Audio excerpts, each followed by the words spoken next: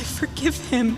The studio was a pressure cooker, the air thick with anticipation as Joe Rogan leaned into his microphone, his voice a raw mix of disbelief and defiance.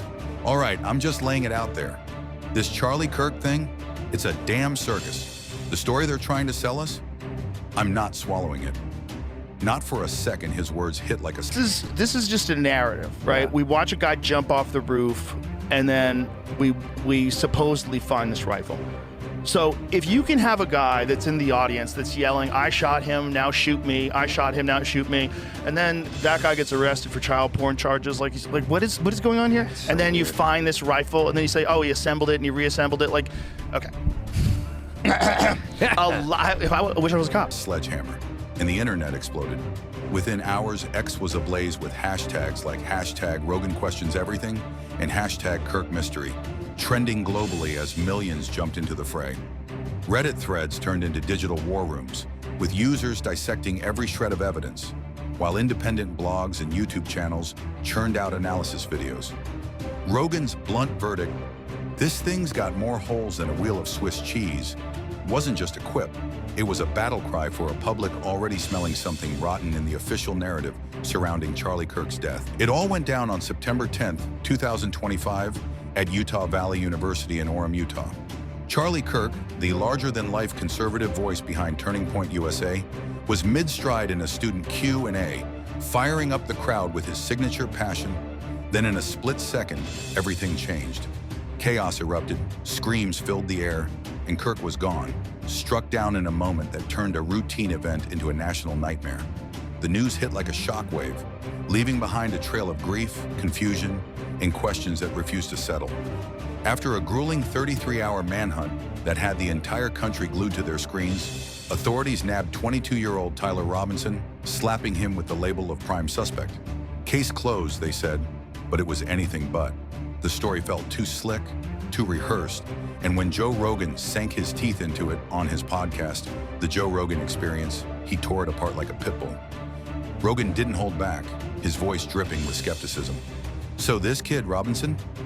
They're saying he used a rifle with a scope, but here's the kicker. The first images I saw, that thing looked like it came straight out of a modern hunting catalog, like a composite stock .30-06. Clean, sleek, high-tech. He paused, letting the absurdity hang in the air. Then out of nowhere, the story flips. Now it's a restored World War I rifle, 100 years old. You're telling me a 22-year-old kid, who's not even a gun guy, takes apart a museum piece, rebuilds it, and pulls off a shot like that? Come on, man, that's insane. The inconsistencies were glaring. Early news reports showed a modern weapon, but those images vanished, replaced with grainy shots of an antique rifle that looked like it belonged in a history book. Ex-users went wild, posting side-by-side comparisons and picking apart the discrepancies. How could the rifle's description change so drastically? And why were the original images scrubbed from every major outlet? The internet turned into a digital battlefield. Reddit threads buzzed with amateur sleuths analyzing every pixel, while X posts racked up millions of views with hashtags like hashtag what are they hiding. Some argued the rifle story was a deliberate misdirection. Physics didn't add up for a century-old gun to deliver such precision. Others dug deeper, uncovering whispers of a decoy suspect, a shadowy figure tied to other high-profile incidents. Rogan seized on this, his voice rising with a mix of intrigue and outrage. Okay, check this out. There's this guy at the scene, older dude, yelling crazy stuff like, I did it, I did it. And get this, he's been spotted at 9/11, the Boston Marathon bombing, major events. Then boom, days after Kirk's death, he's arrested for something totally unrelated. Child porn charges of all things. Right when people start asking questions, that's too perfect, right? The timing was uncanny, and Rogan's millions of listeners leaned in. Was this guy a plant, a hired distraction to muddy the waters, or just a coincidence so bizarre it defied logic? X lit up with theories, users sharing blurry images of this mystery man and linking him to past crises. Some labeled him a crisis actor, a hired chaos agent. Others whispered about darker conspiracies. A pawn in a game nobody could fully see. Rogan's skepticism poured fuel on the fire, but he wasn't alone. Candace Owens, a conservative powerhouse with a knack for stirring the pot, stepped into the ring with a live stream that sent shockwaves through the already fractured narrative. The public's been fed a pack of lies from the jump, she declared, her voice sharp as a razor. Tyler Robinson? I'm not buying that he's the guy. I think he was set up. Owens teased explosive new information, holding back just enough to keep her audience hooked. There's this older man, same face, same voice, popping up at every major incident. Emergency calls, other events, and now Utah Valley. That's not random. That's a pattern. Her words were like a Molotov cocktail, and the internet erupted. Owens didn't stop there. She dug into Robinson's profile, painting him as an unlikely villain. This kid's not a gun nut, no collection, no range time, no interest. Yet they're saying he used a World War I rifle? And those text messages they claim he sent before the incident? The language doesn't even sound like him. Vehicle? Who texts like that? It's like someone wrote it for him. She zeroed in on Robinson's arrest, claiming it was anything but voluntary. They said his dad talked him into turning himself in. That's a straight-up lie. A family friend tipped them off that Tyler was being named a suspect. He wasn't confessing. He was confused, rambling, like he didn't even know what they were accusing him of. Her audience ate it up, flooding X with hashtags like #CandaceExposes and #FreeTyler.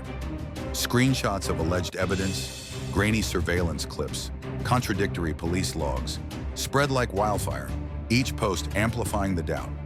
One viral post, liked over 2 million times, showed a text message attributed to Robinson, captioned, "Does this sound like a 22-year-old to you?" The deeper the public dug, the murkier the waters got. A leaked police radio log mentioned a second suspect, someone briefly acknowledged then erased from the official story. Online detectives snagged the log before it was scrubbed, fueling theories of a cover-up. Who was this second person? Why were they dropped so fast? Rogan weighed in again, his tone heavy with suspicion. When they seal records that quick, when they edit reports overnight, you know something's not right. They're hiding the real picture. His words hit home, especially as major news outlets quietly tweaked their headlines. Lone gunman morphed into suspect in custody, pending investigation. A subtle shift that didn't escape notice. X-users shared screenshots of the changes, captioned with the chilling question, if there's nothing to hide, why rewrite the story? Then came the audit, the bombshell that flipped the entire narrative on its head. Candace Owens dropped it like a thunderclap during her next live stream. Charlie Kirk wasn't just doing routine paperwork, she said, her eyes narrowing with intensity. A week before his death, he ordered a massive internal audit at Turning Point USA. This wasn't just checking the books. It was about millions of dollars in donations that weren't where they were supposed to be. Funds tied to shadowy media projects, consulting firms with political connections. The revelation sent shockwaves through the internet. X lit up with speculation. Was Kirk about to expose corruption within his own organization?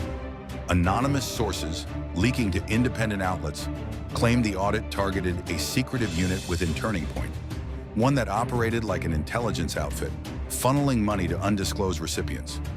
If true, Kirk's probe could have threatened powerful players, people with the means and motive to silence him before he could speak.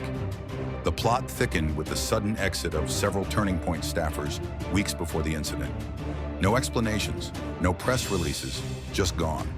Some resurfaced at other political groups, including one linked to a lobbying firm with government contracts. Owens didn't mince words. Nobody cleans house like that unless they know something's coming. Charlie was onto something big, and it scared people. Her words sent chills through her audience, amplifying the sense that Kirk's death was no random tragedy. Rogan echoed her, his voice grim. If Charlie was about to blow the whistle on some serious dirt, it makes sense someone wanted him out of the picture. And the way this whole thing played out, it's like they had the script ready to go. The public's obsession grew as smaller details trickled out, each one adding a new layer to the mystery.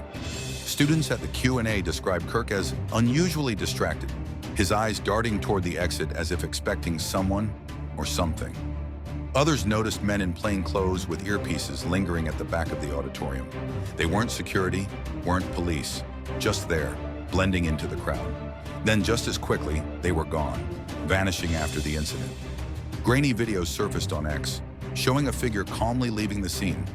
Nothing like the frantic suspect described in official reports. The footage was choppy, cut at odd moments, as if edited to hide key details. Users pored over every frame, noting inconsistencies in lighting and timing that didn't match the official timeline. One post, shared 3 million times, showed a side-by-side of the rifle's conflicting images, captioned, "Which one's real?" Pick a story. Erica Kirk, Charlie's widow, became a lightning rod. Days after his death, she was named CEO of Turning Point USA, a move that split the public down the middle. To some, it was a natural succession, a widow carrying on her husband's legacy. To others, it screamed power grab, a calculated step in a larger plan. Leaked texts, allegedly from Turning Point staffers, hinted at internal power struggles and whispered about Erica's silence. Was she protecting her husband's vision, or was she hiding something? Turning Point's near-total silence didn't help. Beyond a brief condolence statement, they said nothing about the audit, the missing funds, or the sealed records. To many, their quiet was a confession, a sign that the truth was being buried deep. Rogan and Owens weren't alone in their crusade. Independent journalists and ex-users began connecting dots across decades, comparing Kirk's case to others where whistleblowers met sudden, murky ends. The mystery man became a dark fascination, his appearances at major events. 9/11, the Boston Marathon, now Utah Valley, too frequent to dismiss as coincidence. Some called him a hired distraction, a chaos agent meant to sow confusion. Others saw him as a fall guy, arrested on unrelated charges to keep him quiet. The rifle, the audit, the vanishing staffers, the sealed files, all formed a puzzle with no clear edges. Every new revelation deepened the mystery, and the public's hunger for answers grew ravenous. As weeks passed, the Charlie Kirk case transcended a single tragedy. It became a cultural phenomenon, a labyrinth of secrets, power, and betrayal. Rogan's podcast, Owens' live streams, and the relentless churn of social media kept the story alive, each voice adding to a chorus of doubt. "This isn't just about Charlie Kirk," Rogan said in a follow-up episode, his voice low and intense. "It's about what happens when you ask questions they don't want answered." He leaned forward, eyes locked on the camera. "And trust me, they don't want you asking." Owens doubled down, her tone defiant and unyielding. "They're betting we'll get tired, move on, stop digging. But we won't. The truth's out there, and it's bigger than any of us." Her words galvanized a movement of citizen investigators. X became a digital war room, with users sharing timelines, documents, and theories. Posts gained millions of views, like one highlighting the audit's ties to political operatives, captioned, "Follow the money." Others dissected the rifle's shifting descriptions, with memes asking, "Make it make sense." One viral thread, with over 4 million engagements, laid out a timeline of the mystery man's appearances, each one eerily tied to a national crisis. The story's grip tightened as new questions piled up. Why did the university's security footage cut off at critical moments, just when the suspect was supposedly fleeing? Who were those earpiece-wearing men, and why did they vanish without a trace? What happened to the second suspect mentioned in the police log, erased from the narrative like a ghost? And why did Turning Point USA, an organization known for its loud, in-your-face advocacy, stay so silent? Each unanswered question fueled the fire, drawing in voices from all corners. Conservatives, liberals, skeptics, and truth seekers united by a shared distrust of the official line. Rogan's next podcast promised more heat. "I got people sending me stuff now," he teased, his voice brimming with anticipation. "Documents, screenshots, things that don't add up. We're gonna keep digging. Bye." His words were a battle cry, and the internet answered. Hashtags multiplied. Hashtag justice for Kirk, hashtag uncover the truth. While memes spread like wildfire, turning the mystery man's face into a grim internet icon, plastered across posts with captions like, "Who is this guy, really?" Owens, meanwhile, hinted at a bigger expose.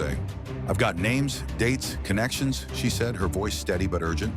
This goes higher than you think. Her live streams drew millions, each one peeling back another layer of the story.